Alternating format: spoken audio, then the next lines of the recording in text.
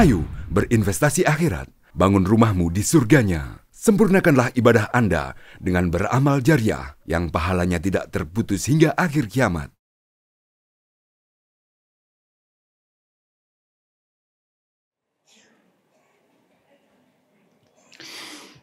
Alhamdulillah, walhamdulillah, thumma alhamdulillah. Innal hamdalillah nahmadu wa nasta'inu wa nastaghfiru wa na'udzu billahi min shururi anfusina wa min sayyiati a'malina. May yahdihillahu fala mudilla lahu wa may yudlil fala hadiya lahu.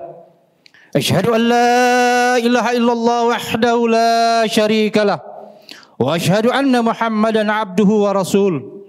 Allahumma salli wa sallim wa barik ala Muhammad wa ala alihi wa ashabihi wa man tabi'ahum bi ihsan ila yaumiddin wa alaina ma'hum bi rahmatika ya arhamar rahimin. Wa ba'd, ibadallah, ittaqullah, usikum wa nafsi bittaqullah faqad fadhal muttaqun. Wa qala Allah subhanahu wa ta'ala fil Qur'anil Karim, bismillahirrahmanirrahim, wal yakhshal ladzina law taraku min khalfihim dhurriyatan di'afa khafu 'alaihim falyattaqullaha wal yaqulu qawlan sadida. Wa qala Nabi sallallahu alaihi wasallam, alaikum bil sidq fa inna sidqa yahdi ilal birr wa innal birra yahdi ilal jannah. Atau kama qala Rasulullah sallallahu alaihi wasallam. Pelaksana Jumat yang sama-sama mengharapkan ridha dan pertolongan Allah Subhanahu wa taala. Alhamdulillah kita berada dalam bulan yang berkah. Bulan yang di mana Allah janjikan penuh dengan kemuliaan. Maka kita wajib menyelami lautan Ramadan ini dengan penuh perhitungan. Jaga kemungkinan apakah kita selamat sampai di tujuan atau kemungkinan kita akan terjerumus dan jatuh karam di tengah laut. Banyak juga Allah janjikan dalam lautan Ramadan penuh dengan kemuliaan, intan permata, berlian yang wajib kita dulang di dalamnya. Di antaranya Allah janjikan kepada orang-orang yang berpuasa, mampu menyelami lautan Ramadan dengan sungguh-sungguh dan benar, imanan wahtisaban, dengan iman dan penuh kehati-hatian perhitungan dengan benar, maka pasti mereka akan mendapatkan buah yang manis dari hasil salam mereka, yaitu takwa. Karena itu di antaranya Allah ingin membentuk setiap pribadi kita, pribadi muslim, pribadi yang jujur dan amanah. Bahkan karena pentingnya itu, jujur dan amanah menjadi penguat pondasi moral dalam kehidupan berbangsa dan bernegara. Syahid Qutb, ulama dari Al-Azhar Kairo, mengatakan iman dan kebiasaan berbohong tidak bisa berkumpul dalam hati seorang muslim. Saudara, karena itu sebagai apapun kita, apatah lagi kita diamanatkan sebagai pemegang kekuasaan, pemerintah, sangat dibutuhkan tegaknya kejujuran dan mental kenegarawanan. Bangsa membutuhkan kejujuran para penegak hukum untuk mewujudkan kehidupan demokrasi yang konstitusional. Apalagi karena itu di saat-saat terakhir ini kita sama sekali diuji dengan banyaknya kasus ketidakjujuran dan kepalsuan. Maka kemudian muncullah Petramax palsu yang merugikan negara 1.000 triliun kurang lebih. Emas antam palsu, HGB kapling laut palsu, minyak goreng palsu, uang palsu yang muncul dari UIN Alauddin Ambon, Alauddin Ujung Makassar. Hadirin sekalian, fenomena ini menunjukkan bahwa ternyata pertemuan kita dengan Ramadan banyak yang tidak memenuhi hasil yang diinginkan. Banyak yang terjebak dalam kepalsuan hidup mereka. Mereka menganggap bahwa dunia ini adalah akhir dan utama dari perjuangan kehidupannya. Lupa bahwa sesungguhnya amanah yang diberikan oleh Allah akan ditanyai dan dimintai pertanggungjawabannya. Karena itu saudaraku, Ramadan hadir ingin membentuk setiap pribadi muslim menjadi pribadi yang paripurna, atau dalam bahasa Al-Quran disebut sebagai insan kamil. Oleh karena itu Nabi SAW mewanti-wanti kepada kita sekalian. Dalam hadis riwayat, disebutkan dalam sebuah hadis diriwayatkan oleh Abdullah bin Mas'ud radhiyallahu anhu mengatakan, Nabi mengatakan, alaikum bisidq fa inna sidqa yahdi ilal birr wa innal birra yahdi ilal jannah.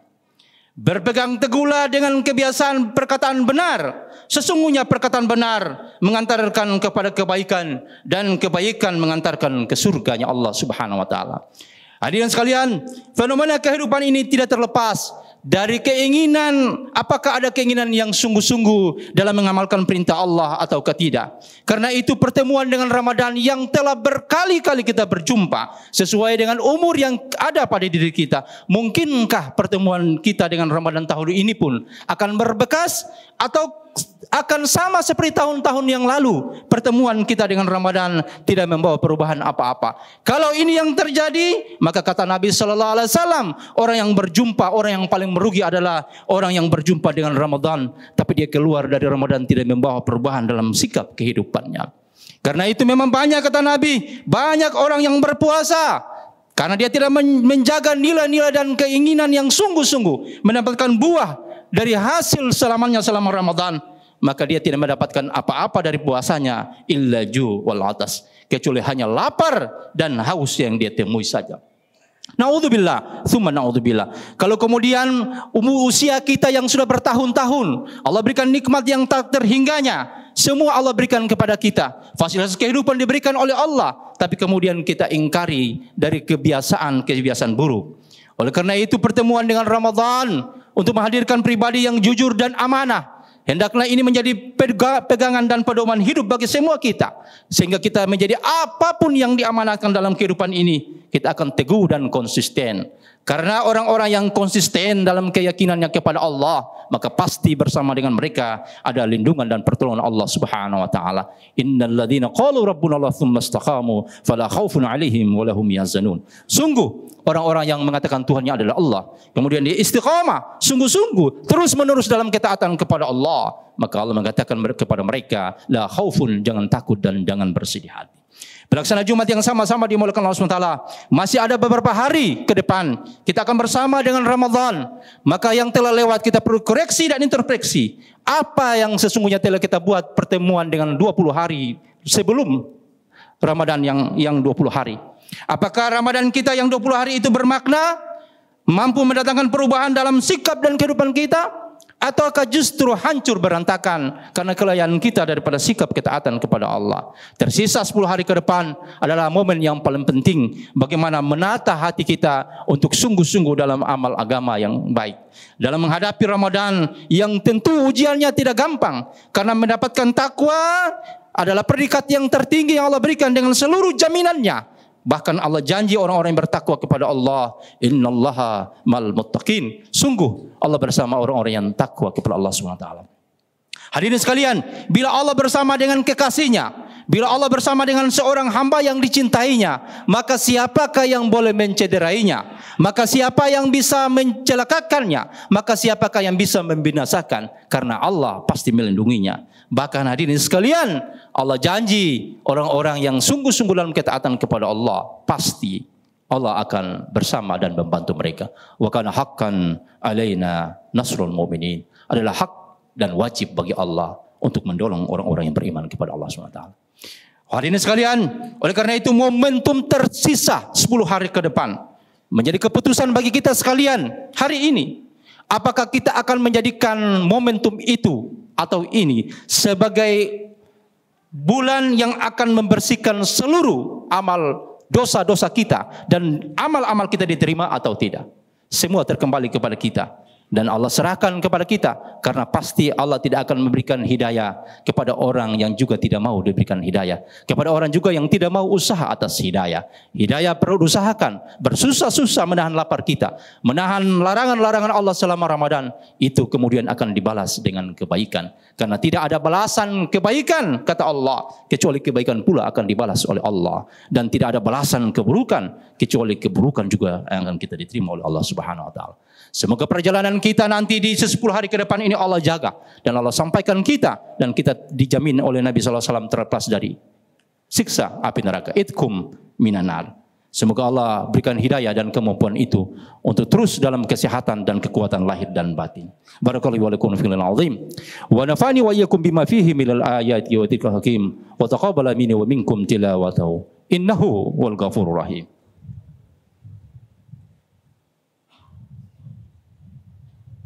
Allahumma salli ala Sayyidina wa Maulana Muhammad wa ala ali Sayyidina Muhammad.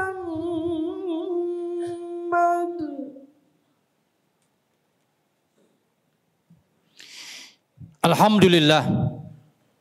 Alhamdulillahi rabbil alamin. Ar-Rahmanir Rahim. Malik yaumiddin. Asyhadu an la ilaha illallah. Iyyahu na'budu wa iyyahu nasta'in. Wa asyhadu anna Muhammadan abduhu wa rasuluhu al-hadi ala siratal mustaqim. Allahumma salli wa sallim wa barik ala Muhammad wa ala alihi wa ashabihi wa man tabi'ahum bi ihsan ila yaumiddin. Wa alaina ma hum bi rahmatika ya arhamar rahimin. Wa ba'd. Ibadallah, ittaqullah haqqa tuqatih wa la tamutunna illa wa antum muslimun. Wa qala Allah subhanahu wa ta'ala fil Qur'anil Karim, bismillahirrahmanirrahim. Walau anna ahlal qura amanu wattaqaw la fatahna 'alaihim barakatin minas sama wal ard walakin kadzabu fa akhadnahum bima kanu yaksibun. Sadaqallahul azim. Pelaksana Jumat yang berbahagia, mendapatkan takwa bukan ucapan atau tertulis di spanduk-spanduk. Takwa bukan berada di media sosial. Takwa adalah perjuangan, kesungguhan dalam ketaatan kepada Allah. Imam Qusyari memberikan pengertian takwa dengan 4 kata. Takwa bila seseorang ada pada dirinya, maka akan wujud rasa pribadi yang tawaddu. Takwa akan hadir dalam orang yang sungguh-sungguh, maka akan wujud sifat yang qanaah. Takwa akan wujud dalam diri seseorang menjadi pribadi yang wara. Takwa akan menyempurnakan keyakinannya kepada Allah. Maka orang yang yakin takwa adalah orang yang yakinnya sempurna. Dia selalu merasa terkontrol oleh Allah dimanapun dia berada. Saya termasuk di antaranya. Bila dia amanatkan kepercayaan dan kepimpinannya, dia akan amanah bertanggung jawab untuk diri, bangsa dan negaranya. Kita dilatih oleh Allah Subhanahu wa taala bagi umat Islam dengan puasa Ramadan untuk menjadi pribadi yang takwa, pribadi yang selalu merasa terkontrol oleh Allah. Kita tidak butuh dengan CCTV, kita tidak butuh dengan pengawasan melekat. Kita yakin bahwa dimanapun kita berada, Allah bersama dengan kita dan Allah melihat kita. Karena itu kita bersusah-susah menahan lapar. Meskipun kita punya kemampuan untuk berbohong, meskipun kita punya kemampuan untuk berdusta, tapi kita yakin di siang hari Allah melihat kita. Maka itu yang mestinya menjadi cambuk bagi kita untuk terus menjadikan sifat dan nilai kejujuran dan amanah itu di setiap momen dan kesempatan dalam kehidupan kita. Wa qala aidan innallaha wa malaikatahu yusalluna 'alan nabi ya ayyuhalladzina amanu sallu 'alaihi wa sallimu taslima. Allahumma salli ala Muhammad wa ala Muhammad kama shallaita ala sayyidina Ibrahim wa ala Ibrahim wa barik ala Muhammad wa ala Muhammad kama barakta ala Ibrahim wa ala Ibrahim fil alamin innaka Hamidun Majid. Allahumma fil muslimina wal muslimat wal mu'minina wal mu'minat al ahya'i minhum wal amwat innaka samiun qaribun mujibud du'a qadil hajat. Allahumma innal huda wat tuqa wal afa wal ghina wa atmim lana nurana wa fil lana innaka ala kulli syai'in qadir. Allahumma arinal haqqa haqqan warzuqna ittiba'a wa arinal batila batilan warzuqna ijtinaba. Allahumma rabbana taqabbal du'ana innaka antas samiul alim wa tub alaina ya Allah innaka antat tawwabur rahim bi rahmatika ya arhamar rahimin. Allahumma rabbana atina fid dunya hasanah wa fil akhirati hasanah wa qina adzabannar wa adkhil jannata ma'al abrar ya aziz ya jabbar ya rabbal alamin. Bi fadli subhana rabbika rabbil izzati amma yasifun. Wassalamun ala mursalin walhamdulillahirabbil alamin. Aqimis shalah. Ayo dukung media dakwah Masjid Agung Al-Akbar dengan ikut berdonasi pengadaan alat multimedia dan operasional dakwah. Usia boleh terputus, pahala jariah mengalir terus.